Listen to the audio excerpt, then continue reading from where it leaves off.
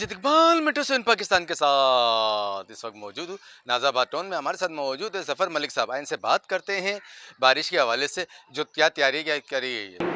Karachi rural sewerage corporation Nazabad town sewerage ने barrister Murtaza Wahab mayor chairman Karachi rural sewerage की हिदायत में अपने तमाम इंतजाम जो है रहने से पहले ही मुकम्मल कर लिए थे।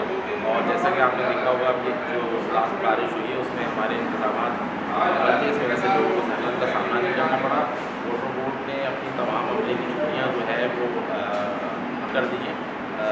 और इस वक्त जो बारिश हुई थी उसमें सारा अमला हमारा टाउन एडमिनिस्ट्रेशन के साथ काम कर रहा था।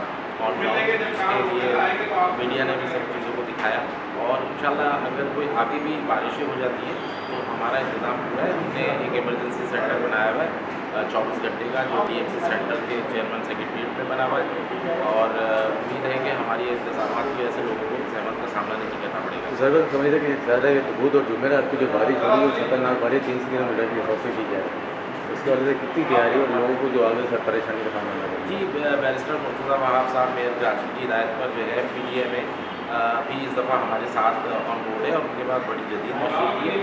तो अगर कोई क्लाउड ब्रस्ट हुआ और ज़्यादा हैवी रेन हो गई तो इंशाल्लाह हम वो सारी चीज़ें बरूए ला